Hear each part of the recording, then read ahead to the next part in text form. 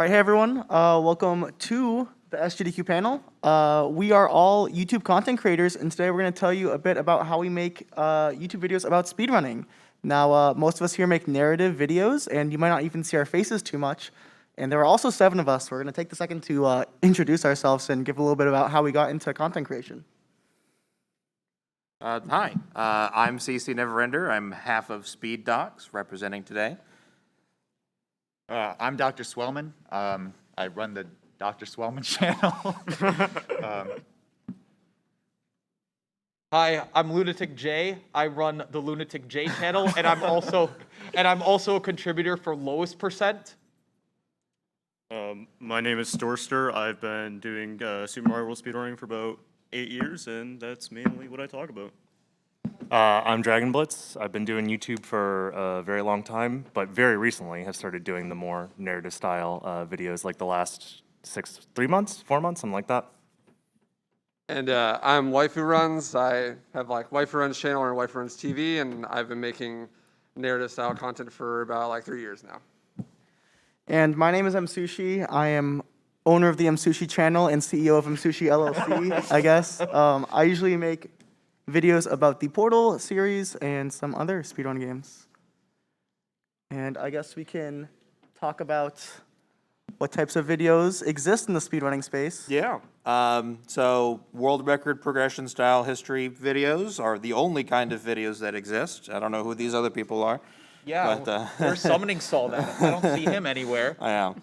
So probably one of the earliest of the mainline speedrun type videos were Summoning Salt. He came to prominence probably about 6-ish, maybe close to 7 years ago. Like that. Yeah, and I think that really kicked off a lot of that, because before then I don't think anybody was really paying too much attention to outside of like GDQ and other times of marathons, and that's when it really kind of brought it into a lot of the cultural consciousness.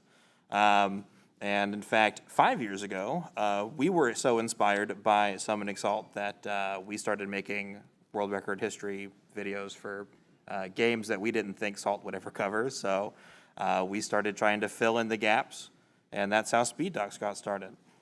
But yeah, world record history videos require a lot of research and development and scripting time.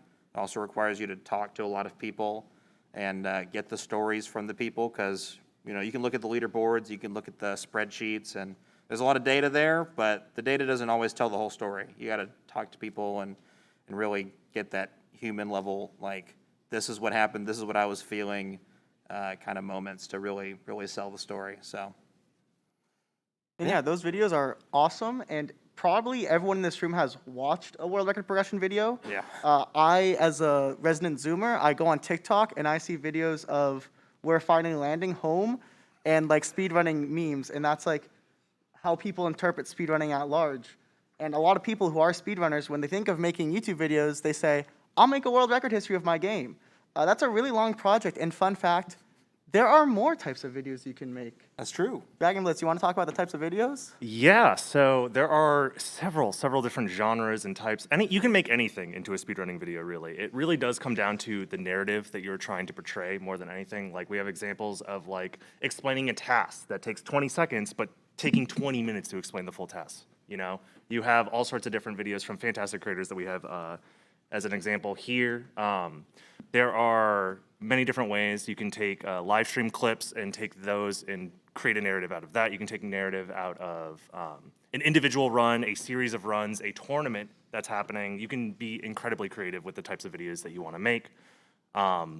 We do have an example of I guess we do want to kind of point out the cheating in the bottom right-hand corner, because that is a very popular type of content discussing cheating in speedrunning.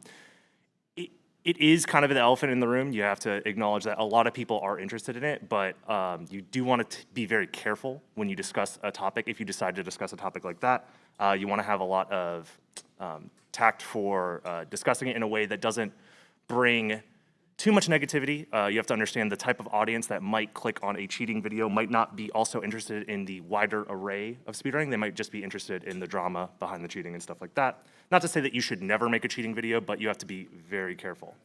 Looks like we have a question in the crowd. What question do you have?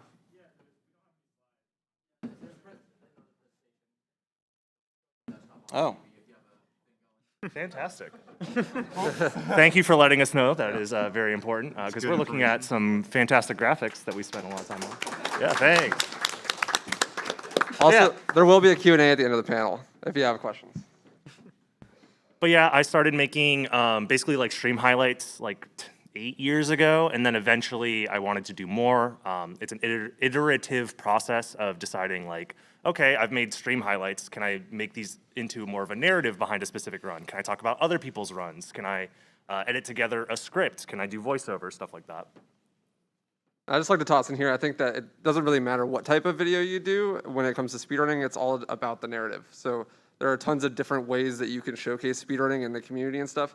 And a lot of people go to the world record progression as like their easiest like idea that makes the most sense because it's been done the best and has the most established history. But really, it's all about the execution. As long as you can spin a good narrative at it, then any format of video will work. Yeah. One video in particular I want to highlight, if they could finally see the display, is in the bottom left corner is a category showcase video, pretty unique video by the Rixer called The Ultimate Roulette of Speedrunning, which covers Yu-Gi-Oh! Forbidden Memories, a speed game many of you might be familiar with. And what's interesting about this video is it's not a traditional world record progression, but rather describes what it's like to just be an average runner in the community. Not necessarily the high-level runner, but just anyone that wants to play the game.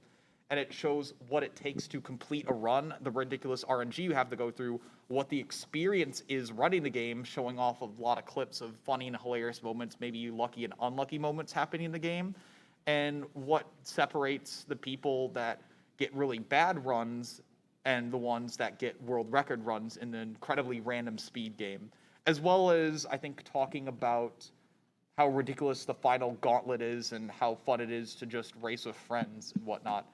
And I feel like I'd love to see more of those types of videos because it seems pretty unique. The point is, you don't have to make a world record progression video.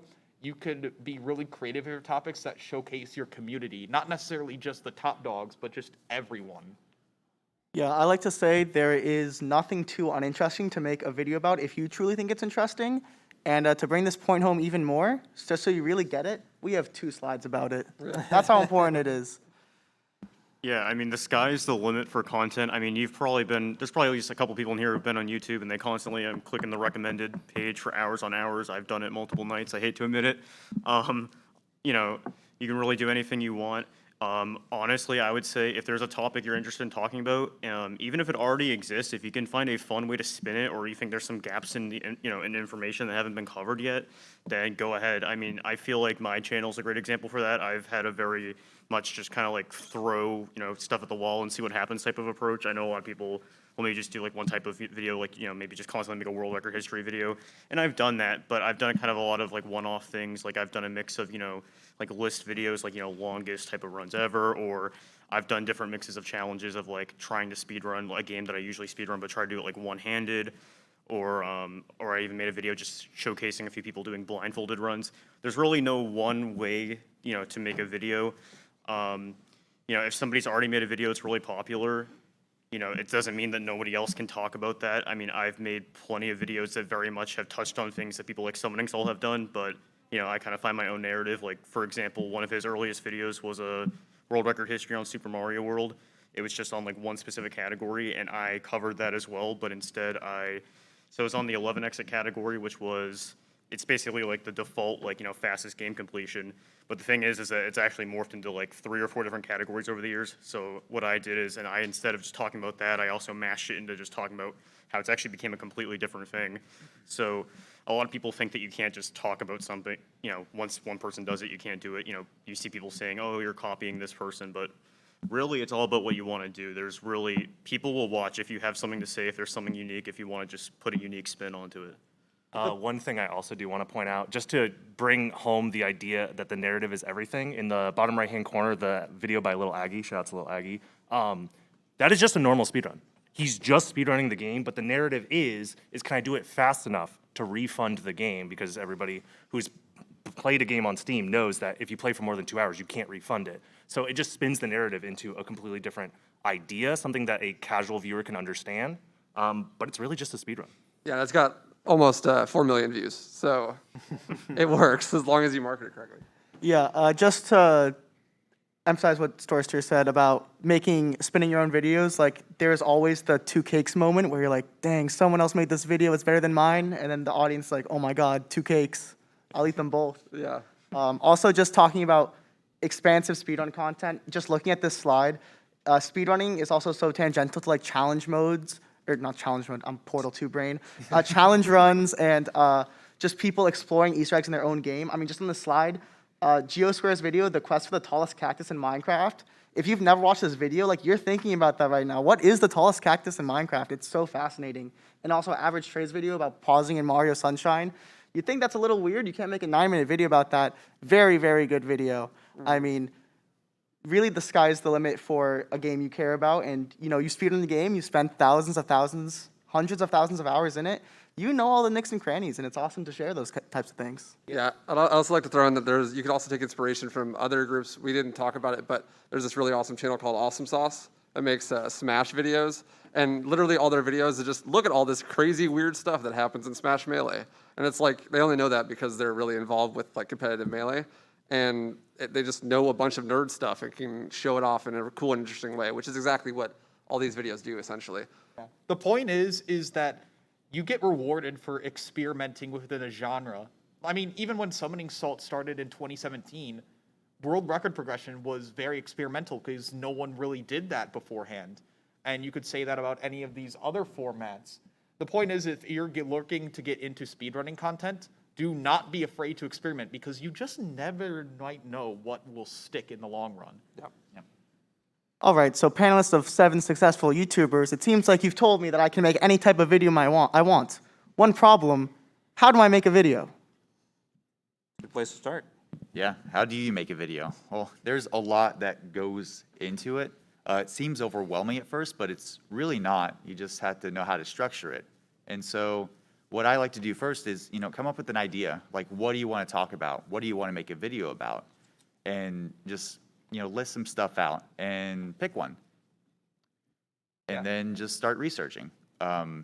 That's actually the most important part. You don't want to make a video that's, just something that you come up with, something in your head. So you go out, you do research, you talk to people, kind of like what CC Neverender said. One of the most important things about making these videos and research is talking to those runners, talking to those community members to get the information correct and fact check that stuff. And so how do you research? That's actually a really good question. Going to speedrun.com, going to different older forums if the game is old enough, Speed Demos Archive, places like that. The speedrunning community discords that are, all over the place, all that good stuff. And the great thing about speedrun communities is everyone is usually really nice and willing to share the information with everyone. Because speedrunning isn't just all about being competitive. Everyone shares knowledge with each other because rising tides raises all boats. And the same applies with speedrunners interacting with content creators, because not only will the speedrunners be happy if you get information correct, but they will feel like really great being part of your project and being able to provide you with said information to make your video a higher quality. And now dialing back to like choosing a topic before all the research and stuff, it could be like something that you yourself know about and don't necessarily have to do a research about. But sometimes thinking about the idea, it's something that you find really cool, but you don't think anyone else will make, or no one else you can think of would make a video on it. And that could like be overcome like a huge hurdle, because you can make anything care about hitting with the right packaging. So do not think that an idea is bad, because you can repackage it in a way to make it really interesting to a broader audience. And it gives you an opportunity to be unique in a large crowd in an already niche subgenre of videos. Agreed. Very much so. I'd also like to throw in that I always, the way I approach my creation of videos is that the best way to make anything is that you're trying to solve a problem. So if you come up with some sort of problem and then try to create a solution to that problem with your content, then that will create the best end result. A lot of the way I started making my content is There's just a lot of people that like watching speedruns, but they don't understand the intricacies of whatever's happening in said speedrun. For example, I would get questions all day, every day in my chat about like, how does this glitch work? How does that work? Blah, blah, blah. And frankly, I got tired of explaining it on my stream. So I'm like, well, what if I made some videos that could explain how this stuff works? So I started venturing into tutorials, and then I realized, well, the average person isn't gonna watch a tutorial because that's not marketed towards them. They just, maybe they stumble upon a speedrun. How can I make a tutorial interesting to people who potentially don't have any interest in speedrunning the game, but I want to give them that information so that they can more easily understand the speedrun. And that's how I did the old yoink and switch from Sushi's content about Portal stuff to my Left 4 Dead stuff. And I made videos where I like taught people how to do the coaster skip in Left 4 Dead 2. But instead of, this is a tutorial for Left 4 Dead 2, it's more like, this is how speedrunners skip the coaster. And just a slight reframing like that can make it into a pretty popular video and nice formatting and stuff, and helps to solve the problem. That, for me, that problem was there are a lot of people that like watching runs like this, but they might not necessarily know the intricacies of what's going on, and how do I solve that problem? So if you could find some sort of problem, even if the problem is as simple as, this thing is really cool and not enough people know about it, you can approach solving that problem through making the content, and in my opinion, that is the best way to approach making the content. I think it's important to note that everybody's process is going to be slightly different. Everybody's going to have a different idea or a different preferred way to create anything, really, or to work on anything. Finding a workflow that works for you. I know some people, they don't necessarily want to fully script out their videos. They just make bullet points and then turn on, OBS and just start recording, and then they edit that together. I know people who have to have every single joke or inflection written out and explained explicitly as they read through their script.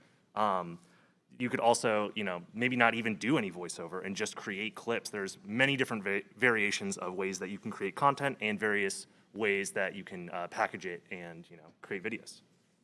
Yeah, agreed. I think, just creating content can be a very intimidating thing. I'm sure a lot of people here, I've actually talked to a lot of my speedrunner friends who don't currently make content. We're like, I have this video idea, I want to make it. I probably won't. And I want to say the comparison to making a video about anything is similar to the concept of speedrunning. If you look at probably any one of our videos, you're going to look at it and you're going to be like, wow, okay, I don't really know how to make something like that. That's a little hard. And then you might feel discouraged of trying it yourself. Same thing if you try to learn a speedrun and you watch the world record at first, you're going to feel like you're going to get nowhere trying to learn the game. You really have to start somewhere, and I feel like we've been flaming / overrating / praising Summoning Salt the entire time. But if you go back and look at Summoning Salt's old videos, they were very novel, very great for the time. They're very aged compared to his newer stuff. I think he recorded off his iPhone for his vocals. Yeah, he recorded off iPhone, recorded and I think edited in iMovie or Movie Maker. And the research was not very good, just maybe asking runners very basic questions and looking over history of runs and whatnot. Point is, they've aged terribly, but he became so passionate about making those type of videos, he refined his process over time, and now he's celebrated as one of the greatest creators on YouTube. Yeah, and looking at more video creation process, we have 3 images here of if you're scripting something, you can use Google Docs, Microsoft Word. VoiceOver, Audacity is a great program. I know even now, if your microphone isn't too great, there's the Adobe Podcast AI Enhancer that you can make most mics sound great. And there's also this is some deep lore stuff, but if you're really picky about your audio quality, you can make a blanket fort around your microphone, shelter yourself in, get all the echoes out. I've done that one before. And for editing, we have Premiere Pro up, but also Sony Vegas. DaVinci Resolve is probably the best freeware program. And editing, when you first open those programs the first time, it is going to be very, very, very, very, very, very, very, very intimidating.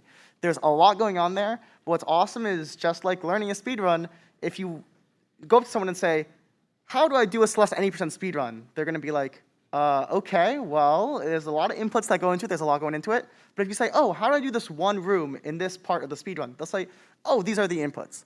If you want to say, hey, how do I make a cool glitchy text transition? You can pop that right into YouTube. There's definitely a 5-minute, there are multiple tutorials all showing you how to do it. And really, if you want to do something, the only thing stopping you is yourself, I feel. Obviously, it's hard to get into, but you get better at it as you go on. Yep, and piggybacking off M Sushi, there's a lot of freeware out there. Like there's a lot of resources for it. It's incredible how many tutorials there are, and it like we were saying, it's a very big do-it-yourself process, but it's doable. You take it one step at a time, and you do get better over time. Yeah, and I think the most important part is to literally just do it. Like, it doesn't matter what the first things you're gonna do, they're probably gonna suck. Just like they all did for us too. Like, Yeah. it just, Yeah. that's just how it works, and you just get better over time. Like, same thing with speedrunning. Your first run, it's gonna suck, but it's your first run. Of course it's gonna suck. Like, you just improve over time.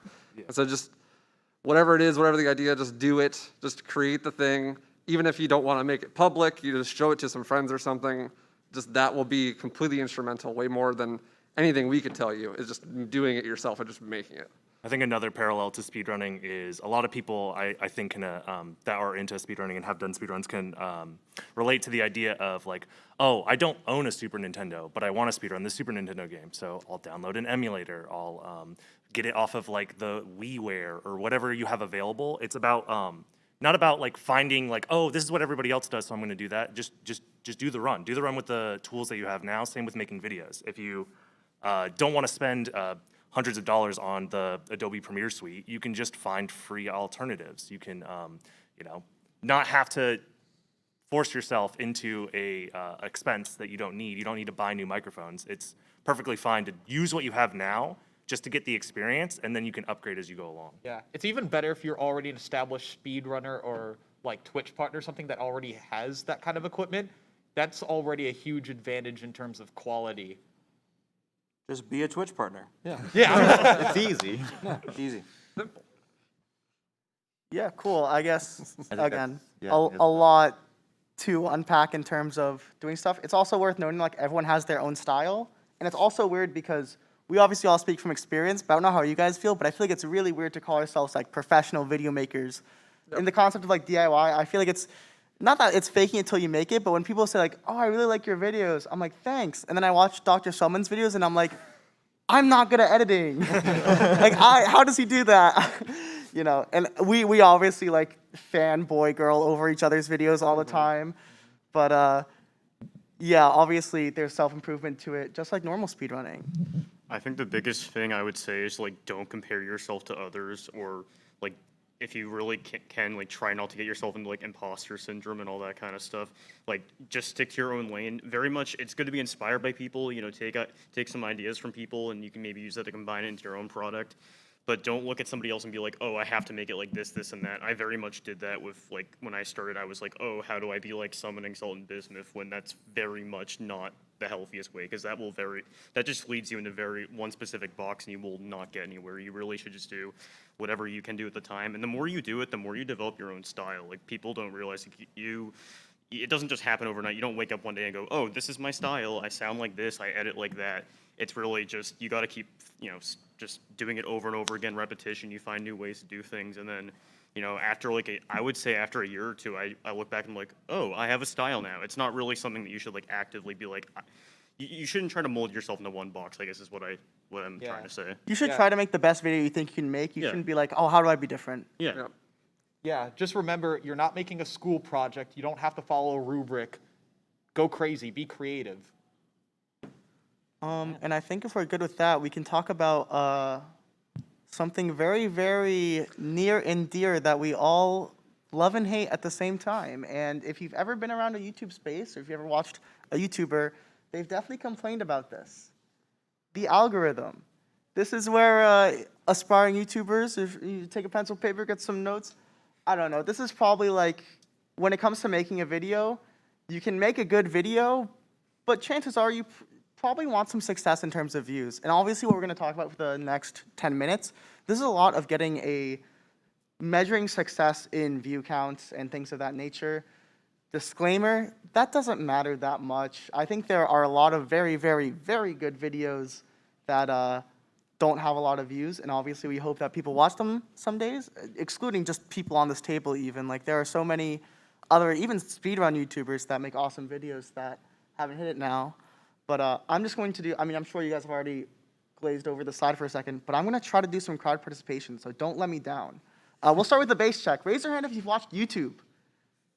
Yeah, okay. Wow, that's quite a lot of hands. Yeah, that's awesome. Okay, now, when you watch YouTube, you usually have to navigate to a video somehow. Raise your hand if you usually go to your sub box. Oh, There's wow, that's a still lot some more of hands them, than yeah. I know. I am actually surprised. But how often do you go to YouTube and the bright homepage, the big 6 videos, you see one and you're like, wow, that's interesting. I want to click on that. How often does that happen to you guys? Most of us, yeah. So, fun fact, this is taken from my YouTube studio about a month ago. This was a month where I think I uploaded the video this month. I'm not entirely sure, but I had 274,000 views in that month. A little under 6,000 of them came from the sub box. 262,000 came from everywhere else. Mind you, I'm a channel with 137,000 subscribers. So, you know, if you probably ask someone how many views come from the sub box, you'd think a good portion, but nowadays, most people do not watch from their sub box. They're going to go to their homepage, they're going to see your video, and hopefully they click on it. That's the ideal situation. So expanding into this idea is extremely important that not only that your video is good, so when they click on it, they want to watch it, but you need to make people think they want to watch your video, which is making it interesting via a title and thumbnail. Yeah, This the marketing. Yeah, marketing your video is important. This is where, like, obviously, you go into title ideas and thumbnail ideas, which we can talk about on this slide. Yeah, and so honestly, like the reason that that's important that most people watch from the homepage is that it's actually really good for people that don't make content right now, because that means that you have nearly an equal chance to get discovered with your content if you make it. But it's all about how you market it.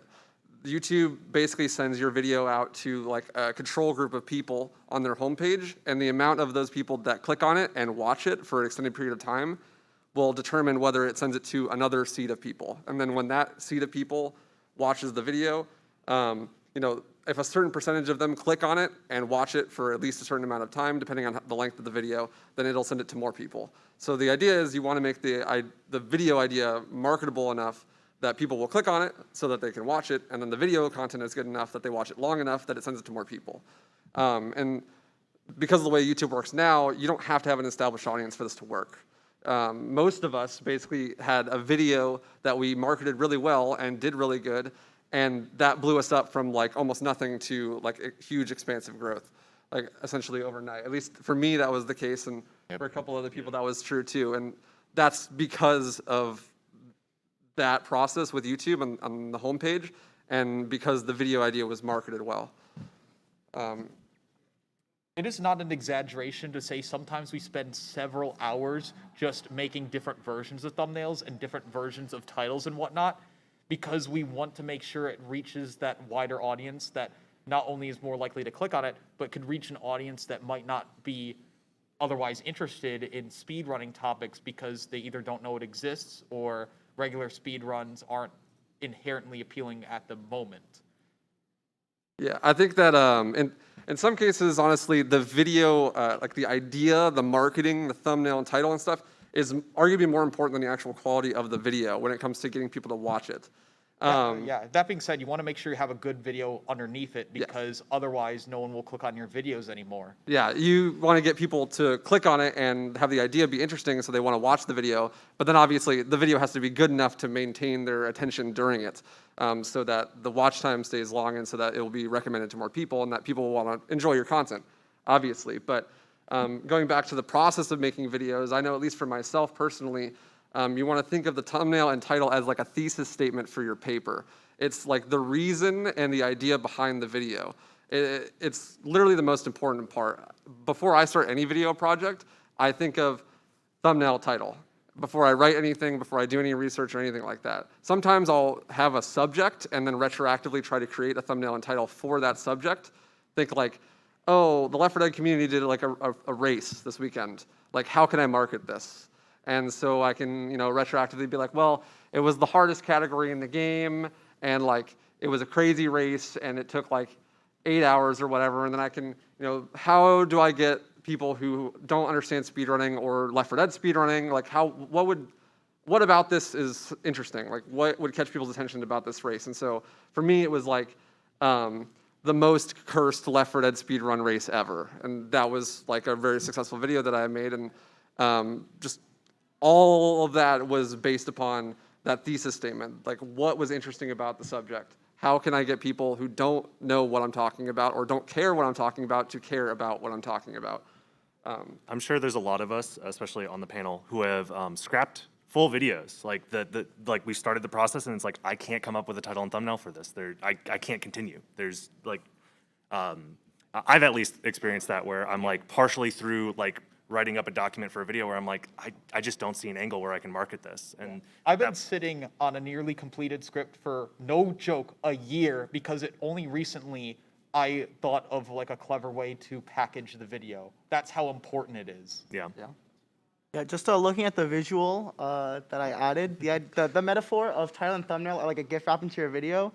You know, that present looks awful. If someone gave that to you, it would be, you'd probably be a little disappointed before you even open it. Hypothetically, there could be $10,000 cash in that. That wouldn't be a very thoughtful gift, but I'm sure every one of us here would take that. But it's probably like some poorly wrapped, like, I don't know. It's like a shirt or something. It could be like a T-shirt that someone barely folded, put back in. Yeah. So, you know, you want someone to feel like before they even watch your video, be like, oh, that's interesting. And coming up with interesting ideas like that, I always harken back to this guy. If you're interested in content creation and you've never watched this guy, Devin Nash, I would search this dude up. He has the most insane content creation advice. Literally built my entire YouTube infrastructure from the ground up by learning from this guy's videos. And he has this really, really awesome video called Why No One Wants to Watch Your Content. And it's kind of a hard video to watch if you have been making content for a while and there's not people that are actively engaging with it, but super, so much value in that video. But basically what he goes over is like, you have to come up with like, what about the content that you're making is actually unique? Like, why would people want to watch this? Like, you gotta ask yourself that question honestly. Like, what are you bringing to the table that no one else is bringing to the table? What's unique about yours? And if you're a speedrunner, that's great, because who the hell speedruns? You know, like it's a pretty niche hobby, and thankfully one that is infinitely interesting to a casual audience. But there's not that many of us, and we have really, really unique and insightful information and know about all these stories and events and crazy happenings in these games that no one else is privy to. So the best content that you can make is stuff that only you can make. And, you know, use your background. If you're thinking of a video idea and you're part of a couple different speedrunning communities, use your own community first before you maybe go out into some external community, because you are going to know what's the most interesting stuff that happens in that community. And you're probably also going to know more of the details or have the connections to be able to make those gaps and close the holes in the story and figure out, like, okay, why was this interesting to me? Like, why did I care about this event? And then, you know, retroactively use that to create your title and thumbnail. I guess the best rule of thumb to go over this is, what is a video that I want to watch right now but does not exist yet? That's the rule of thumb I follow, and I think that's what all of us have followed and have achieved great success with it. But now that we've talked about like a lot of thumbnails, you might notice the slide, we don't actually show any good titles or thumbnails. Yep. Why don't we show some good examples? Here I have 6 examples. Now, these are all videos that look very appealing. They have very catchy titles and thumbnails, and I'll explain why.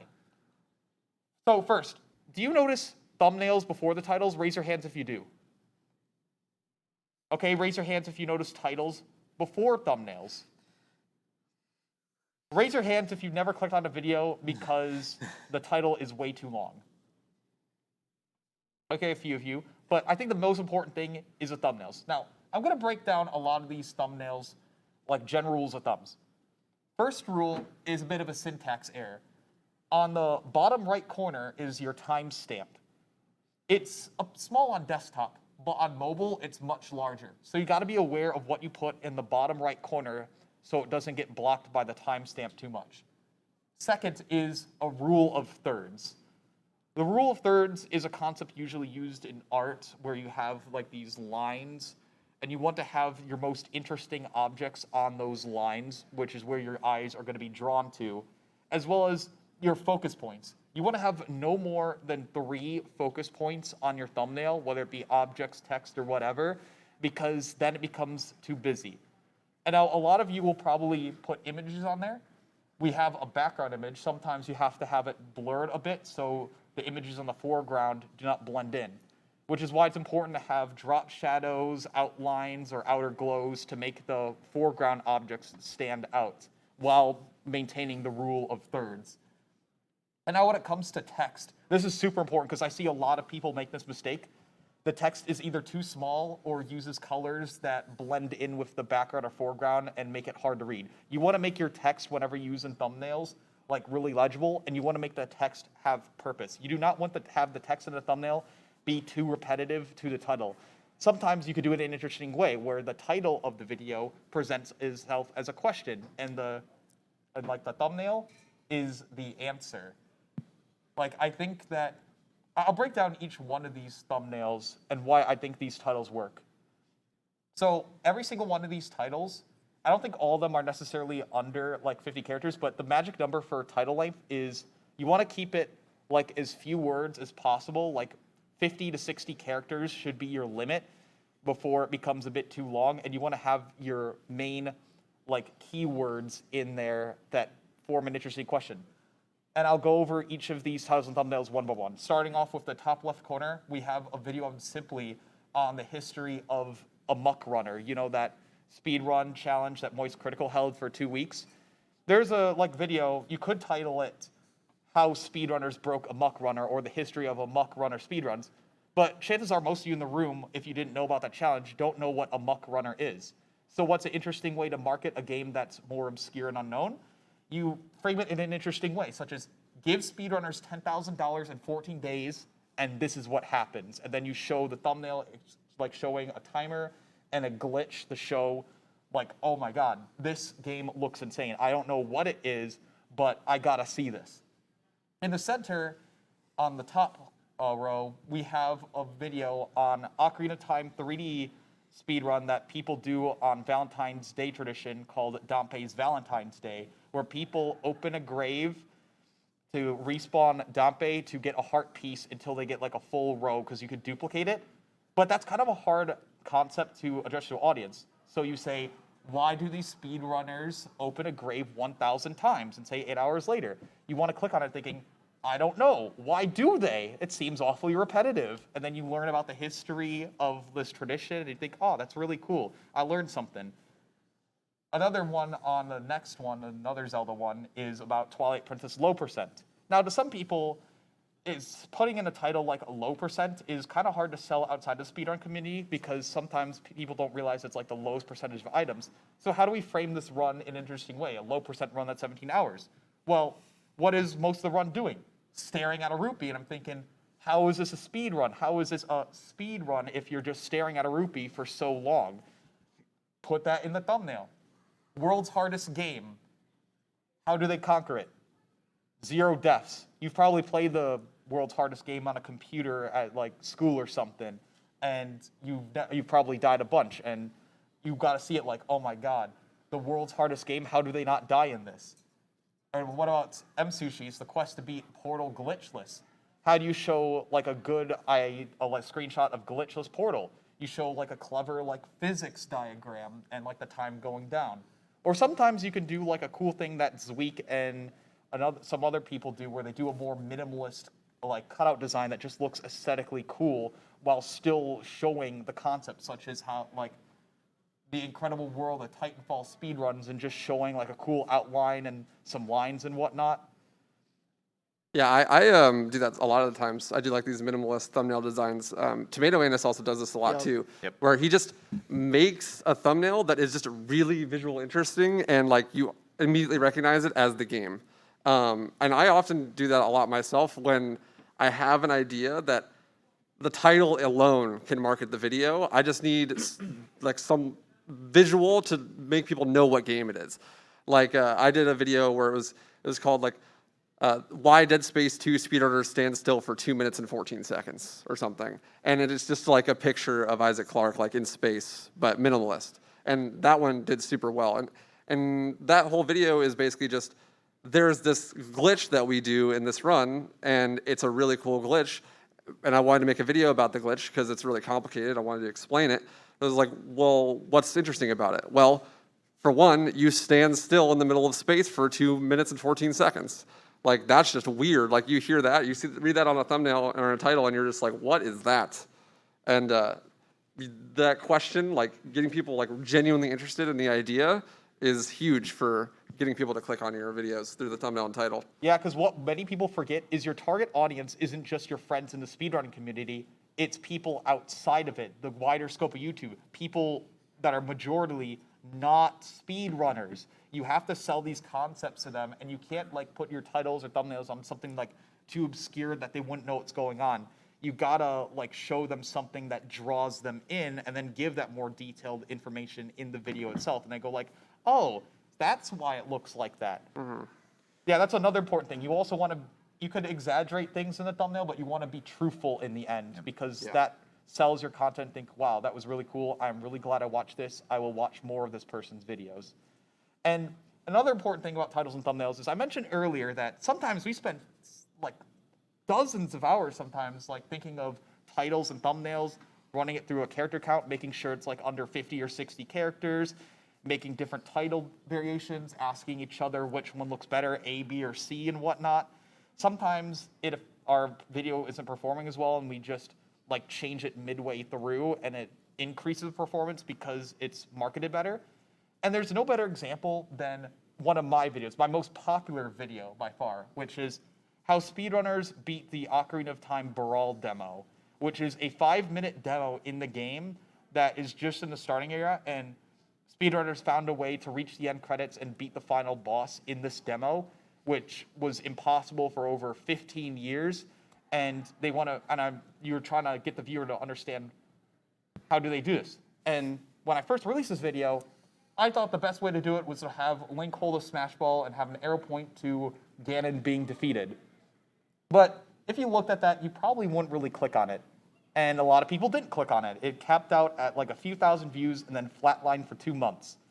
But then someone shared the Ocarina of Time Brawl demo video in like an IGN article. It got posted to Twitter, and it brought up a lot of discussion. And so my video started to get more traction. But I knew it wouldn't hold like much traction with this thumbnail that I knew wouldn't work. So with that red circle represents when I applied rules of thumbnails to make it more like appealing. I made the background more blurry so that the foreground images stand out more.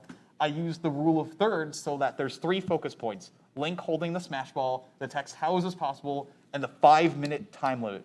These important elements made like the title and thumbnail combo synergize with each other and make it more appealing to audience. And then it skyrocketed views, and now it's over like 2.5 million views. That is the magic of a good title and thumbnail combo. Do not underestimate it. Yeah, I'd also like to point out that while you do want to have like a really good thumbnail and title that will get people engaged and interested, you also have to deliver on it. So if you're going to do something really bold and like ask this like epic question in the thumbnail and title, you have to deliver on it in the video. Like, you don't want to do clickbait. I mean, you can like engage people in a really interesting way and make them really want to know what's happening in the video, but you have to deliver on it too. Otherwise, they might click on it, but they're not going to watch it in the long term, and you might get like a big downvote percentage, or people won't subscribe or rewatch your content and stuff. And especially like if you're going to ask a question like that, you want to try to answer it kind of soon in the video too. You don't want to like wait till the very, very end where you answer it. Or if you do, you want to set it up and be like, we're going to answer this, like this is going to happen, and lead to it throughout the video. Because if you don't deliver on it, then people will get really salty, because it's at that point it's clickbait essentially. Yeah, it's going back to the gift wrapping analogy. You could have like a beautifully wrapped gift, but the inside is kind of like a crappy old t-shirt or something. Or in the case with this, it was like a really ornate, nice gift that everyone really loves, but you wouldn't know if you opened it because the wrapping is all crappy before I rewrapped it, and now it's the best of both worlds. A nice package and a nice gift inside. Cool. I wanted to exercise my privilege as being the one next to the keyboard to talk about this for a second again, just to say some like applicable things that probably like honestly go over our heads because we're so used to making these thumbnails, but you'll see a lot of text. Almost all the text here is yellow or white. Those are really good colors. I think the exception are like black. Sometimes if you have a really bright background, red is okay sometimes too. In a maximum thumbnail on the bottom left, really actually cool stuff going on there. You have like phantom shadows behind the blue circles and the red square in the Impossible game to show movement. That's actually, I'm sure he spent a lot of time doing that. Like, that's something that you look at that and like, oh yeah, that looks like a normal frame of the game. But wait, you can't display movement in a screenshot. That's also something we struggle to do a lot. Simply goes a different approach by showing the arrow in the landing spot. So clearly the Amok Runner guy is going 3,764 feet. But you know, that's another struggle going through these thumbnails. You'll also see drop shadows and outline text to a lot of things. Please, if you ever put text in a thumbnail, outline it. Like, you'll see almost everything here has black outline around the text. Literally all the text you see here, with the exception of like my video where I have like gold's additional outline, but it makes things pop out more. And drop shadows, a good example is the lowest percent video with the ruby in the center of the video has a drop shadow, so you know it's important. These are like small things, but if you're like, hey, how do I take this game screenshot and emphasize what I want viewers to take out of it? Even just the middle one, which is a simple screenshot of Link and Dompe. Dompe has a drop shadow, and so does Link, barely. You can see it. It makes them stick out a bit more. I would honestly maybe even blur the background a little bit more in that, so you really know what's happening. But that's like really the difference between like the auto-generated stuff you might get and when you learn picture manipulation, which again, I will say, I use Paint.net. I know some other people use GIMP probably as well. Paint.net, yeah. Photoshop. If you other than Photoshop, GIMP and Paint.net are freeware programs. And again, you can Google anything. I usually always get like a Paint.net forum of like 8 years ago, people explaining how to do stuff. Very helpful. I also think that what was I gonna say? Even if you don't have much of an interest in content creation, but you upload speedruns to your YouTube channel, make a random thumbnail of a game screenshot, maybe a silly face, and just put the time on it in good text, and you'll never know. Like, you can probably randomly get a couple thousand views. Yeah. You'd be surprised. Even if it's not a world record or particularly good time, only people in the community will know that. A random person on YouTube will see it. Wow, that's a speedrun. That's pretty fast. More than I could do. I'll watch that. And also another thing you could do with thumbnails that's really good thing that I do whenever I'm editing it in GIMP or whatnot is I zoom out in the program to make it really small and think, can I read it when it's like really small? What do I notice when it's really small? And I use that to judge whether I need to make things bigger, whether I need to make things smaller, or if the like main elements of the thumbnail, going back to the rule of thirds, like really stands out to me. Because a lot of people watch on mobile where the thumbnails are much smaller, as well as maybe even turning it into grayscale or colorblind filters or whatnot. You gotta make sure it affects those that have a hard time differentiating between certain colors. Yeah, and we were making it kind of sound like this big intimidating thing, but it's actually really fun. Like making thumbnails is really enjoyable, and especially if you're new, I would suggest just take like 5 completely different ideas for like whatever video you're trying to make, and just make like 5 completely different thumbnails, and then iterate on them 5 times or something. And it'll just be really fun to just see like all these crazy things you can do, and like try to experiment with this new language of communication, which is like the thumbnail and title. Yeah, and it goes back to what you said about problem solving. Yeah. Yeah, I think it comes with practice as well. When I started my YouTube channel, I started it through daily uploads of like highlights on my stream, and I never used to put thumbnails on them. And then as I was like, oh, maybe I can get like more traction if I like actually market these like daily videos a little bit better.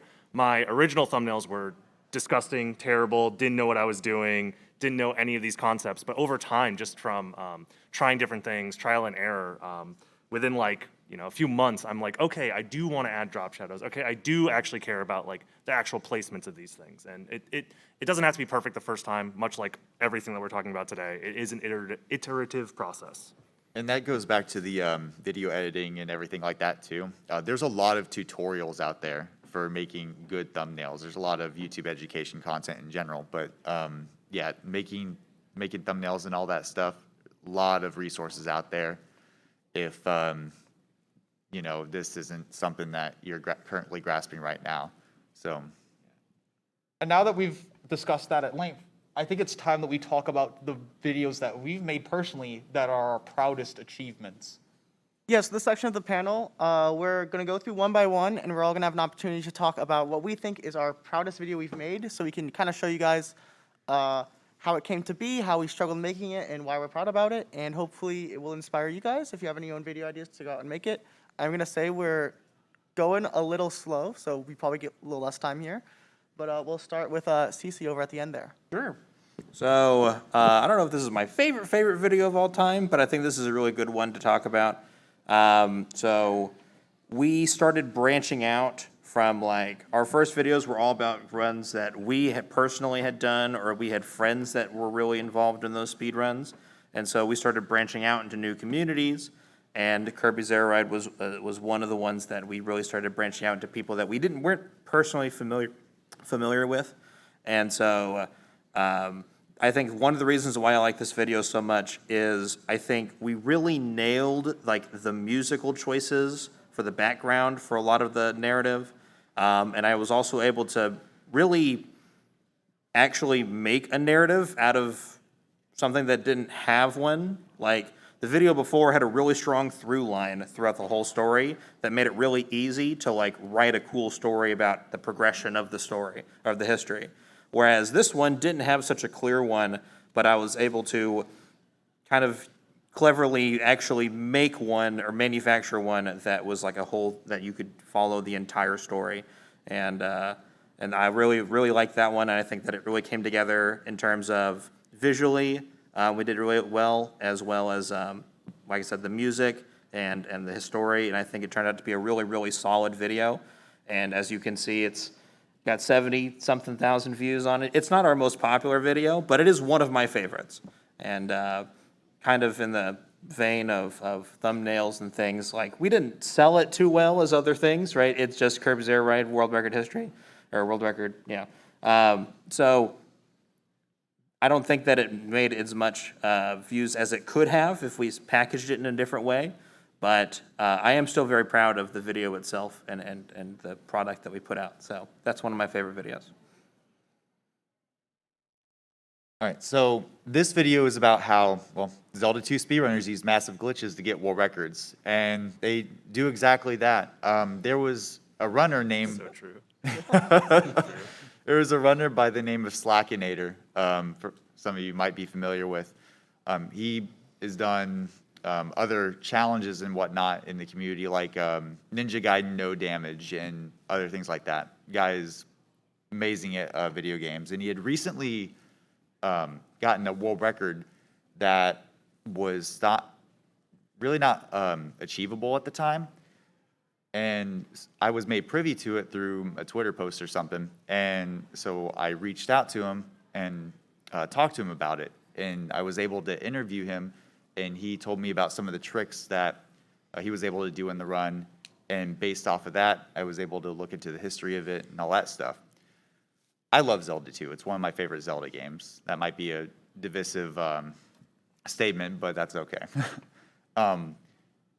So I went in, I researched, I watched the run and whatnot, and I'm really proud of this video because I was able to structure it in a very digestible way with all these weird and obscure, like, glitch-heavy topics. So it gets really into like the game's memory and things like that, something that people wouldn't exactly know about, but I was able to present it in a way that was understandable.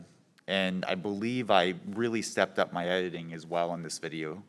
I use a lot of After Effects and motion graphics for different variations on my text and borders and stuff like that. And I was able to make this like little stage select thing for each different glitch that the video featured for this guy's world record.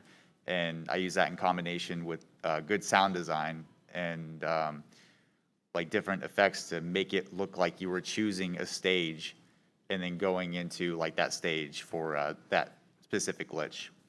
But I didn't exactly, I don't know, I wouldn't say that the video thumbnail is packaged the best. It's a little bit, you know, there's a lot going on. It's very busy.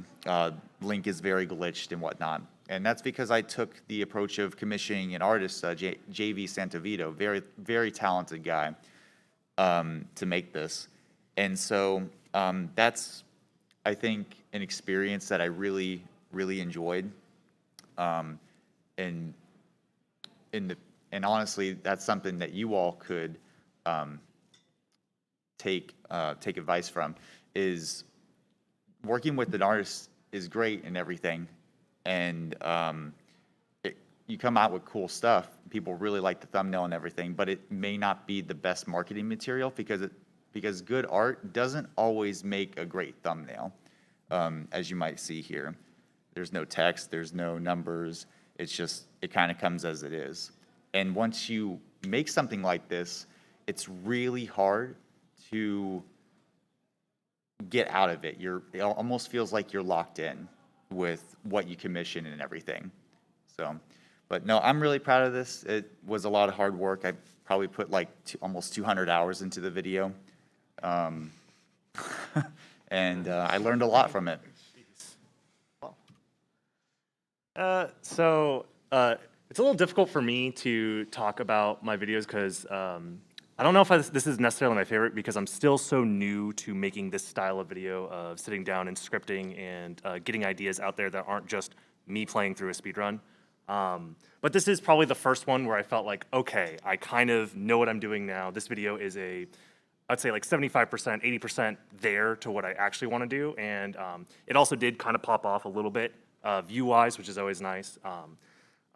It's also nice because I got to explain very niche stuff in my favorite video game of all time. I have been speedrunning Symphony of the Night for like 10 years, and my brain is just full of like useless and niche little bits of information, and now I have an outlet for that. That isn't just me talking about it on stream. Like I can create a video that is about these niche things, like this secret character that a lot of people don't know about because it's locked behind the Japanese-only version of the game, and also on the Sega Saturn console, which a lot of people didn't own Sega Saturns. So for a lot of people who are even fans of the game might be like, oh yeah, that's I think that I've seen people play that character, but like, how does that even work, you know? So, and the fact that it's a secret character, she's also like insanely broken. Like they just did not balance her at all. Like it's crazy. So being able to express like this niche thing that not a lot of people know about, but is like near and dear to me because I like play through the game so often and play through it in various different ways. It was a very rewarding experience. And I think this whole video from start to finish took me like 2 weeks. So it was like a constantly like had ideas, wrote it out, did the editing, and I was just like pumped the whole time. So it was a great experience. And as for me, my easily the proudest video that I've ever made is how speedrunners completely broke Luigi's Mansion. I know this because I talked with some of the Luigi's Mansion runners from the event a couple days ago, and they thanked me so much for making it and said it was perfect. Now, as to why I made this video, Luigi's Mansion speedrun any percent has been broken for about 10 years, where you go out of bounds after the first boss and walk to King Boo. A lot of people probably know about the glitch because it was covered by a lot of glitch hunting YouTubers or just glitch YouTuber showcases back in like 2015, 2016. But then I realized that not only was that knowledge beginning to be forgotten, but no one was talking about what I think was one of the greatest speedrun milestones crushed in the summer of last year. Pablo getting a sub 8 in Luigi's Mansion any percent. And I realized that and as I dug into the run's history, not just of how Sockfolder broke the game open, yes, Sockfolder did, I realized that there was more to the game once the optimizations began to be found over the years, including like some of the one cycles on some of the bosses that were discovered later, like with King Boo, the R pumping, which was discovered a few months after the whole out of bounds walk was discovered. And it was just incredible to work on because so many people were helpful in that process, like Pablo and Red, two Luigi's Mansion speedrunners that helped me a lot in the video, as well as Glitch PhD. They helped me a ton and were super nice and helped me craft a narrative with the video that I wouldn't have been able to craft otherwise. But this wasn't even the craziest part about this video. I wanted to release this on Halloween as a Halloween special, but since I was finishing up school at the time and busy with senior project and all that, I missed that deadline. Okay, so I have some more time to work on it now that that pressure's gone. And then in the middle of November, boom, 30-second time save discovered in an 8-minute speed run that just completely changes the whole entire game. And I just have to add this at the end of the video. The world record is no longer the stable god run by Pablo, but everyone's getting it like within the days. It's just utter chaos. And then boom, Another discovery is discovered on the PAL version of Luigi's Mansion in December with inbound SKUs that thankfully isn't RTA viable, it's purely tasks. But it allowed me to add more information to this video. It was like nearly endless. And then by the end of it, what I thought was going to be like a 20-minute video at the start of production ended up double the length. And it felt like there was no wasted time at all. And I was just so afraid of releasing this video because it was a game that I wasn't as familiar with compared to, let's say, Ocarina of Time. And it had been a while since I had been working on this video. Like, it was like released 2 months after than it was supposed to. So I'm not only proud of how good it turned out and how well it was editing, like easily the best editing I've done, and how good my explanations were and detailing this history. And it's just the best storytelling, best editing, and audiences loved it. Cool. I'm M Sushi again. My favorite video of mine is Portal 2's Unluckiest Speedrun. The most thing I'm actually proud about this is the video idea, because this video is just 10 minutes talking about a failed world record speedrun, which those happen all the time. They're not particularly interesting. If you haven't seen the video, the reason why it's interesting is because Can't Even, who was the speedrunner at the time, was a full minute ahead of the world record and ended up getting a soft lock that no one has ever had happen to them in a run ever before. The best run ever, something that's never happened before. It was unbelievable. Something that is really silly about this was I actually held the world record at the time, so it would have beaten my run. So during the time when I didn't make videos, I was like, that's awesome. Like, I'm so glad this happened. I get to keep my world record. Obviously not that deep, but you know, and I was actually, the more interesting, funny thing about this story too is I was in call with him when it happened, and he was streaming, and when it happened, this really shows a relic of the time. I was in call, and I was just screaming, oh my God, Glad Jonas. Because back then, when silly speedrun things happen, you'd be like, wow, we're gonna submit this to Glad Jonas, guys. That'd be so funny. Obviously, I don't even know if I got in a Glad Jonas video, but who really cares? Because I was able to 2-3 years later, make a full in-depth video talking about how it works, why it happened, the stakes of the run. And I think it came out really well. The only thing I really regret, and I know people always give me crap to it to this day, is that because I was a character in the story as myself, I was the video maker, but also I was competing against Can't Even to get the world record. So I wanted to give that context. In the first 8 seconds of the video, I refer to myself in the third person. I say M Sushi and Can't Even are two of the best Portal speedrunners. And if you scroll down, every single comment talks about that. This is also a gateway that if you make mistakes in your video, people will comment about it and it will boost engagement. So really fun fact, if you make mistakes in your video, they perform better, as long as they're silly. Even if they're on purpose. Even if they're on purpose. The best one is simple math mistakes. If you do 5 divided by 4 is 1.1. Doesn't really change the video at all, but people will be like, you're so stupid, But yeah, and also I like the thumbnail for this one. It's really clean, and I think it's eye-catching just in, it's not the most eye-catching thing, but it works because I have the Franken turret on the first line of the third that establishes hey, this is Portal 2. Of course, I gave it that black outline to give it more of the foreground. The background is completely blurred. And on the right side, those are the quote-unquote actual splits in the run. He was a minute and 6 seconds ahead, then a minute and 9 seconds ahead, and then he got soft-locked. So hence the plus 9999999. There are not 99 seconds in a minute, so that's an impossible time to get, even if you let the timer sync out. But it makes an eye-drawing effect. That's also what people commented about. This video also got a modest 1.6 million views. It ended up doing really well because it was released around the time the dream, cheating, lucky stuff was in fashion. But regardless, I am really proud about how I turned just one little small moment in Portal 2 Speedrun's history that if you were to make a whole video about Portal 2 world record progression, you might not even note this run because he ended up beating it 2 days later. Even though we thought it was a god run and he was a minute ahead, we looked at some things and we're like, oh, we can actually get this more consistent. This is 10 seconds here. Ended up beating it. So it ended up being a bullet point, not even a bullet point, an indent, a little footnote in Portal 2's history, but I thought it made a really interesting video, and clearly a lot of people agreed. All right, so mine was the quest for sub 1 minute in Super Mario World. This one's actually a very early video in my catalog. I think this is my third ever scripted speedrun video out of the 30-something I made. But the reason why I picked this is because I think it still holds up really well, and this has been like kind of the foundation of what I still use today. This was the first video where I really felt like it had personality. Like it was a perfect mixture of like research and actually, I think the video started off with me joking about like, I started framing this off as starting this off in the 90s because Super Mario World, and I made a joke about like Vanilla Ice stealing Queen's song and all that stuff. I just thought, my first few videos were me just kind of going, this happened on this day. I kind of learned how to be a YouTuber, I guess you could say. And the basis for this, I think I mentioned it earlier too, but the basis for this is Summoning Salt made a world record history of Super Mario World 11 exit, I believe, like 4 or 5 years before this. It was quite outdated at this point. One, it was outdated and honestly poorly researched. I hate to say that, but it kind of was.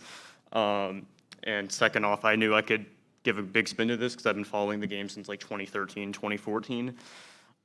So instead of his video where it's just talking about like the main beat the game as fast as possible, no glitches category, I decided to spin it into how the fastest game completion has actually evolved. It's changed 4 times over the years. It started with the one that Summoning Salt covered, but it's changed 3 times since. There's been 2 glitches that saved like maybe 50 seconds overall in a like 10-minute run already.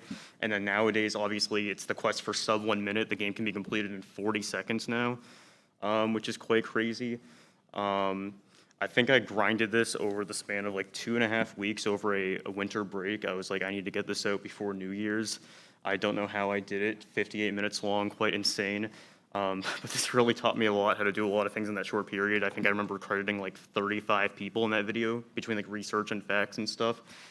So even though it technically actually it is still in date, the record hasn't been beaten since, but I probably could make it even better now, but I think it's probably one of my best aged videos, and it's just something that I'm really proud of. And then obviously the thumbnail too. I knew what I wanted to do right away. I just think that glitch is so visually interesting. That's the credits warp glitch. The 2 main things in Super Mario World is that Yoshi's the most broken thing ever. They made a huge mistake even just simply adding him because it just completely broke the game. And second off, just the fact that you can eat chucks for no reason even though you're not supposed to. And obviously the generic red arrow, I feel like it works perfectly there. It's front and center. Clearly people clicked on it, and it's still I think my second most viewed video ever after all these years. So yeah, that's kind of still the foundation of all my videos. So I'm still really proud of that. All right, so this is my video. It's how Left 4 Dead 2 speedrunners collected all 101 achievements in under 17 hours. And this is definitely a really large-scale project because I didn't only make the video, but I also organized an entire event and got a ton of Left 4 Dead, the community, like 20+ runners and a bunch of commentators. And I made a big charity event out of it.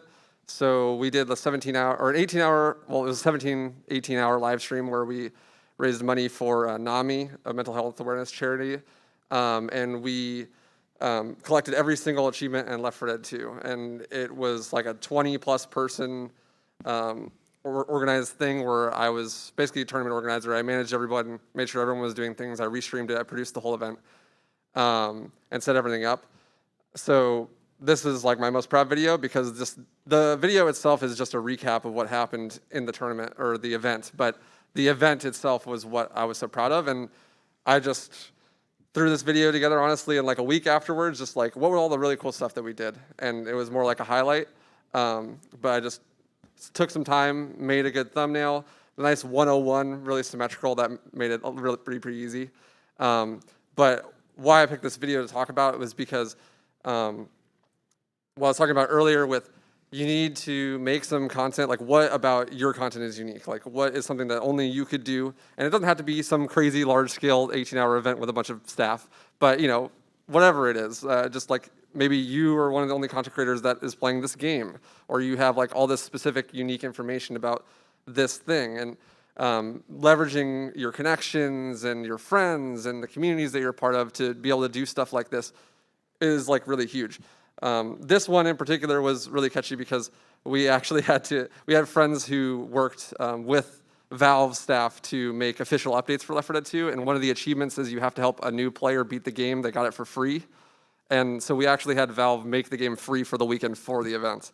So that was, I could never have done that by myself. I had all these contacts and friends and people that I met throughout the speedrunning community, And you'd be surprised, there are people that do really cool stuff outside of speedrunning and connected to speedrunning in interesting ways that you probably know, but unless you ask around, you'd never find out. Like I could have never have imagined that we'd be able to get the game free for a whole weekend for an event that I could run so I could make a video. But just happen to have the right friends in the right places, and you might too. You just don't know, you gotta ask. Awesome. So that concludes what we want to talk about for right now. Of course, we can talk for much more, but right now we are going to have an open Q&A session. So we do have the microphone up there. I know we're trying to be socially distant in this room, but if people want to line up and ask questions, we are going to ask, because we're such a large panel, that when you initially ask the question, you can direct it to someone. Just to start it off, and if you don't know anyone's names, that's kind of embarrassing. So I guess I guess you'll have to ask, and maybe we'll poke fun at you. But yeah, absolutely. Any questions? Welcome on the floor. Perfect panel. Perfect. We nailed it. We literally. Yeah. You got a question? No, go ahead. No, this is the time for questions. Go right ahead. Good. Can you walk up to the microphone? Yeah. Never done this before.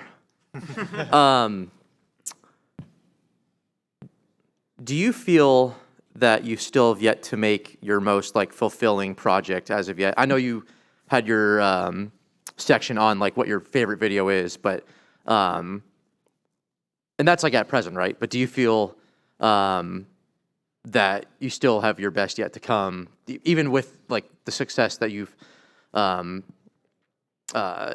had either at a personal level or with like, you know, YouTube metrics and whatnot? I think I can answer this one. I think YouTube and this content creation, it's all like one big self-improvement like project. You're always trying to do better. You know, it feels like you're always trying to one-up yourself. And even though that's not always ideal, you're always improving. You're always trying to make bigger and better projects and whatnot. And that's, you know, that's how I feel. Like, I feel like my best project, my magnum opus, is still, you know, yet to come. And yeah, that's all I can really say about it. I feel for me, like, making speedrun YouTube videos, I feel like so much of what makes it interesting is the topic itself. I feel like almost sometimes, I feel like imposter syndrome-esque, because I feel like it's not me making great videos, it's the fact that people do absolutely insane stuff in speedrunning. So I feel like a lot of the quality of my videos tends to fluctuate based on the topic and how naturally interesting that is. So I feel like, you know, as I cut, especially for me, I don't know how everyone else feels about like pigeonholing themselves to a game or a series or experimenting at doing a lot of things. I particularly have made like 20 videos about Portal. So I feel like, not that I've covered everything there is to cover, but like I've done a lot of the things I think are the best ideas, and like slowly I feel like I'm picking at straws, and then also new things get discovered all the time. So I feel like the limits for my videos are always what the limits of the speedrun community are, which are usually very, very high. So I feel like there's always room to make better videos. Yeah. From my perspective, even though I already have like a magnum opus, I can just close my eyes and think of a topic that I want to make a video on, actually two, and I just think about how I would edit like a certain section or phrase it, and I'm thinking, oh yeah, when I get to working on this, this will be the next best thing. Yeah, I've been, just as a quick anecdote, I've been like streaming for 10 years and making YouTube content for 10 years, but I still feel like I'm just getting started. Like every single project that I work on in my mind is like, this is the best thing I've ever done up to this point. And I know the next one is gonna be even better. So I always have that thought process of like, why would I make something new that is worse than what I've done before? I guess it's just my mentality around it. So I wouldn't be doing what I am doing if it wasn't for the fact that I still have new ideas. I still feel like there's tons of room for growth, and even just looking into like the technology behind what I'm doing, or the storytelling aspects, or the creativity side of things, titles, thumbnails, everything, I'm like, there's so much more to improve on. So like, why would I stop now? Great question. Yeah, thank you. Yeah, if anyone else has any questions, don't be shy and come up to the mic. Is there any part of the like content creation process that you maybe don't like doing so much? And if so, what steps do you take to get through that specific part of the process? Editing. Editing. I hired an Yeah. editor. Honestly, voiceover for me, I just was gonna say because the I same. hate editing audio. Does anybody here, like, besides me, like editing? I mean, I do, but there's some times where I've put off editing a video that I should be working on for weeks because I'm intimidating myself with the process. But then once I get on that flow, I'm like, oh yeah, I love this. Except for audio. I don't like balancing audio at all. Yeah, I think for me, doing audio work is really frustrating too. I mean, I thankfully all streamed before I did video work, so I got used to hearing my voice, but I know everyone has that point in their life where they cringe hearing their own voice, and some of us are definitely still there. So, and especially like, you know, most of us do video essay videos, and when you do that, like, if there's something you can make better, you'll do it. So if you hear a random mouth sound in your audio clip, you're gonna try to cut it out. Oh, you can't cut it out too well. I'll re-record that line. Oh, it sounds, the volume's a bit different because it's in 2 different recording sessions. Oh, I have to change this a little bit. Oh, and now like everything's up 2 decibels, so now like the music needs to be a little higher. And you know, I just find that a little frustrating. But honestly, the product is awesome. I like editing when it's done, but it can be frustrating sometimes. Yeah, I do struggle to edit projects. To answer part of your question, like how do you get past the point that is the most difficult? For me, it is knowing my limitations and not trying to push them too much. For example, like I am not the kind of person that can sit and stare at an editing screen for like 8 hours straight. I always set as like a 90-minute timer for work, and then I force myself to take at least 30 minutes off. Same thing goes for like sometimes the scripting process. Like I get into a writer's block. It's like, okay, I'm gonna go for a walk. Like I just have to try not to force certain things because I've tried it in the past where I put too much pressure on myself and I say, oh, this has to be finished now. I have to get this video out before I leave for GDQ. I have to get this video out before this event that's coming up. And the more you try and force it, the more you realize that the end product isn't gonna be as good if you're the type of person that can't put that kind of pressure on yourself and persevere. For me, it's like too much pressure and I shut down and my mental faculties are not peak. So for me, it's like, oh, I'm just making a worse product, so why would I force myself to do something that feels bad? But still having an overlying structure to make sure that I'm not goofing off for months and never finishing a project. So for me, it just starts with set a 90-minute timer. At the very least, I'm working on it for at least 90 minutes today. If that's all I can do, that's all I can do. But setting the timer and setting the intention to start was, for me, all I needed. Yeah, just a quick note on that. Don't underestimate the power of stepping away and coming back with a fresh brain. It's like, you know, coming back to a problem the next morning after a good night's of sleep or, you know, dinner or something like that. You never know what you're going to come up with. So, very important. All right. Yeah, I just want to add one more little thing. Like, I just want to say, like, things aren't as linear in the process as people may seem. Like, people think, oh, I'm just going to sit and grind this entire thing, get that done, grind this entire thing, get it done, like, get this one project done. Like, some people are juggling, like, 3 or 4 different projects at once. And, like, for example, I've had a video sitting in the vault for probably, like, 6 months now, like, an hour and 40-minute video that's been waiting to be edited. And I'm like, I can't do that because I'd rather focus on these 20-minute projects. And I'm like, I need the energy. Maybe someday I'll have it. I just want people to realize that people are, like, juggling all these things. It's very much not just, like, a straight line. It's like all over the place. Great question. Thank you, yeah. So for those of us without editing experience, there might be some of us. I think one thing that people overlook is organization, like during the editing process, and that's something I've struggled with a lot. Is I get very disorganized very easily when I go to edit things. So I kind of wanted some insight on like how you guys organize while you're editing. So like video files and audio recording, stuff like that. I guess One piece real quick. I had a course in college where it was an animation class, and the professor was like, in this industry, file management is key.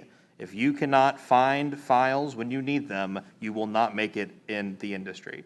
And that is very true. That folders are your friend.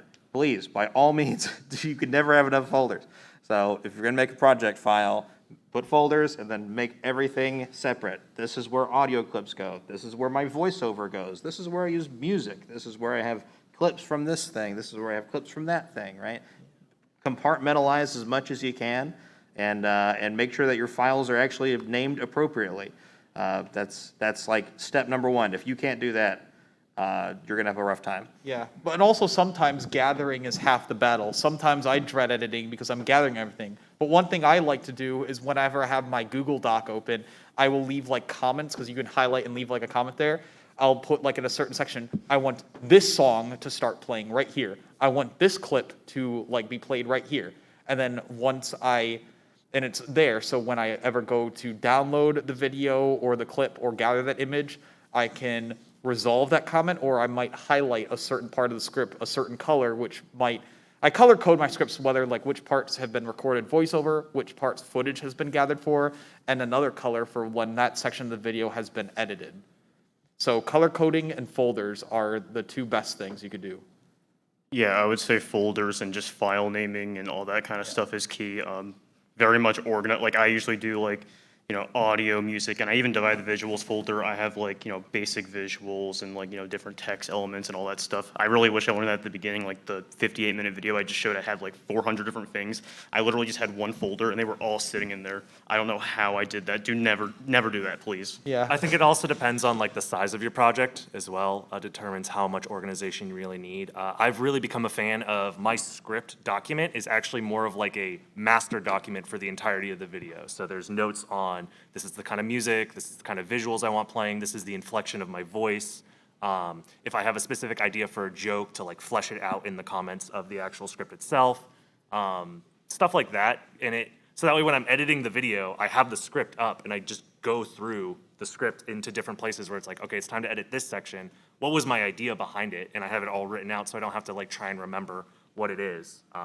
And that helps me out a lot personally. And yes, folders, just everything has a folder that is named properly. So that way you can even just search it, just file searching is another aspect. I'm sure all like editing software has like a little magnifying glass to look for the specific thing you're looking for, so you don't have to go folder and folder and folder and folder. Another thing I recommend that I noticed Bismuth did, because Bismuth works on big projects. These videos take hundreds of hours. And I always wondered, how did he get all of that done? And what he did is he actually had a calendar. A calendar or a planner is also a good friend of yours, because let's say it's a long-term project, and to keep yourself, have a good work ethic and make progress almost every day, he also made like different parts of a calendar that were also color-coded, which says script this part this day, or gather footage for this day, record voiceover for this day, and edit this section this day, and do that for like over the course of like a week or a month, or how long your production schedule is. And you can break down your video so you're not just sitting and editing it down on one sitting, because that's just not always sustainable. Great question. Yeah, also miscellaneous editing tip. Autosave is usually on by default. Make sure it's on. Make backups, please. Make backups. please. Do everything. Don't lose your work. Oh yeah, another thing I forgot to mention with that Luigi's Mansion video, that's also my proudest achievement. I didn't have that, and for some reason, the first minute, like the whole video of that introduction segment, was just completely deleted for some part. And that was the part of the video that I put the most editing into within a short time frame, and I was stressing out. But then I remembered I had actually rendered that part of the video earlier, because I posted a trailer to Twitter saying that it would be out in a few days, mostly to make sure that I got it done in time. And I just downloaded, I had the file for that, put it in there. I had to redo some of like the text and even re-edit certain parts. And I was just so glad I salvaged it, because this is literally the night before it was supposed to come out, and I just saved myself from an utter editing nightmare. Thank you for your question. One final note that I'll add on top is something that's really useful if you make long-form content like that. Like you said, in a 40-minute video, or Bismuth, who puts these huge videos together. There's a concept called a shot list, which is used in a lot of film production, which is you literally go, okay, I want this shot here, and this is what the audio is happening here, and this is the video file I want, and this is the timestamp that I want, and here's a link to the video, all in a big spreadsheet. That way it's like, okay, cool, the opening line, that's number 1, that's this shot here, that's this video file, throw that in, find the timestamp, and move on to the next one. So you can kind of separate when you're actually editing to before the editing room, or you don't even have to have Premiere open at all. You're already in a spreadsheet kind of figuring out, this is what I want, that's what I want, that's what I want ahead of time. So that also helps compartmentalize. All right. Yeah. Right, so I have another workflow question because I'm really interested in the transition from going from research to actually writing the script. Because like when you like look up VODs, look up resources, you end up with this, I feel like you end up with this like big blob of knowledge. How do you like handle transitioning, like getting that blob of knowledge into like an actual sort of like linear structure that you like talk about in a video? Because like, you know, with world record progression videos, I feel like it's pretty simple. You go through in chronological order most of the time, but when it's like about a category or like a specific mechanic and stuff like that, I'm curious about like how you structure, like, for example, just like ordering those points of knowledge that you have. Good question. That guy makes better videos than all of us. I don't know. I I don't know why. I had a Zweek question, but we'll do that after. It's a huge part of like managing videos is actually, I don't know how much other people agree with this, but not telling the whole truth initially when you introduce ideas, which almost feels deceitful, but sometimes before you fully put things out there, you have to sow seeds in and be like, hey, this is part 1 in the skip, this is part 2, this is part 3, and then actually we found out part 2 doesn't matter, but it was important at the time. The best example that I had a video explaining the Portal 2 exertion funnel crouch fly glitch. It's a zero gravity glitch. The TLDR explanation is game counts how many zero gravity funnels you're in. If you're in one, the value is 1, and if it's 1 or greater, you can fly. If you crouch for some reason, the game thinks you're in 2 funnels. The count increments to 2, and then when you leave, it decrements to 1. So the game thinks you're in a funnel, even when you're not, you can fly. That's the like layman's term explanation that is more or less correct. If you go fully into it, there are 2 different hitboxes. There's like more jargon in physics jargon that like you crouch in one hitbox and that decrements it in one but not the other. And then when you leave, like honestly, I don't even explain too well because I was researching it, and then I was like, okay, someone has the source code of the game, and they're showing me the functions of why it works, and like, I have 2,000 hours in this game, and I barely understand it. So there's a lot of times that you have to not necessarily cut shortcuts, but make things understandable. Yeah, I'd like to jump in on that. When it comes to just like having this database of knowledge and not knowing like how to present it, what I often do is I don't really categorize the knowledge as like it's gonna be a video. I just like store it in my brain as just like, this is knowledge about this game. And then when I'm thinking of like, okay, I wanna make a video, I try to think of like thumbnail title, like what's the thesis statement? Like how can I make this like interesting? What spin on it can I put? And then I just like pick and choose pieces from that knowledge to fit retroactively into the narrative that I'm crafting. And sometimes like it's really hard to do that. But one example I give is I made this video. It was an iceberg video about the first Devil May Cry game. And basically I just had a bunch of miscellaneous tech that got discovered that's all like 2 to 5 minutes long explanation. None of them are long enough for their own videos, and they're all so niche I wouldn't know how to market them. But there was a guidebook that was only in Japanese that was recently being translated that had some tertiary information that related to the tech. So I just, you know, these techniques in Devil May Cry were undiscovered for 20 years or whatever. And so I just used the guidebook as a way to form the narrative, to be able to use all the random information I had to make a cohesive narrative. All right. I just to like give an example, you also want to, as like the guidebook is great because you want to take what the casual player would understand first. So like for example, let's say hypothetically you were making a video about like a movement mechanic in a first-person shooter game from a modified source engine.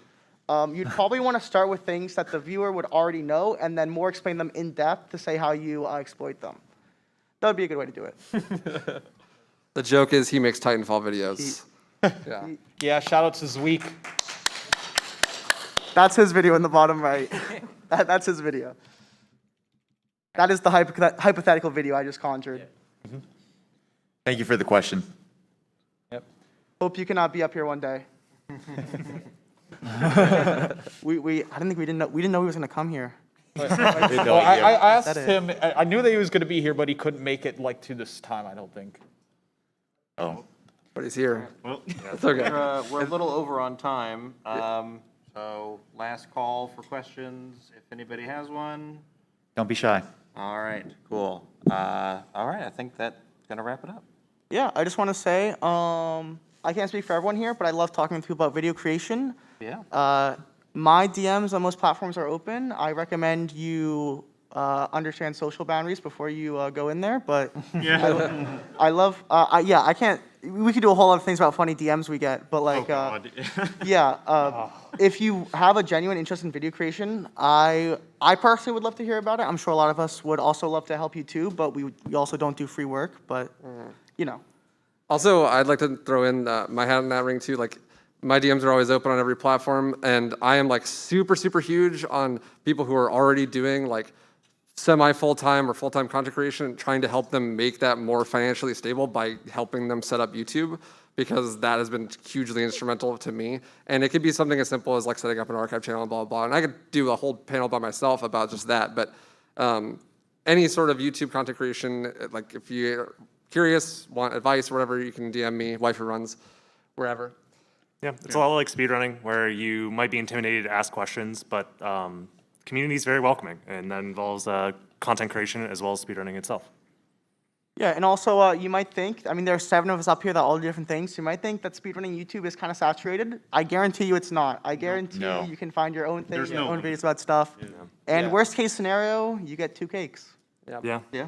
Yeah, exactly. I thought that speedrunning was very unsaturated, where the supply wasn't meeting demand 3 years ago when I started. And it's kind of crazy that we still could use more creators. So if you're even thinking about the idea, please do not be afraid to put your hat in the ring. We will happily welcome you. The more the creators there are, the better. Like, when one person wins, everyone wins. That's how I like to view Yeah. it. Yeah, as great as like certain creators are, like Summoning Salt, it's just impossible for him to cover everything. That's why we need like more people to talk about these unknown stories, hundreds of games, hundreds of stories, lots of categories and whatnot. We would love for all of these untold stories to be told in this format. Sounds good. Any last words? We good? I'm all set. Yeah. Thank you guys. Thank you guys. Thank you. Thanks for showing up. Yeah.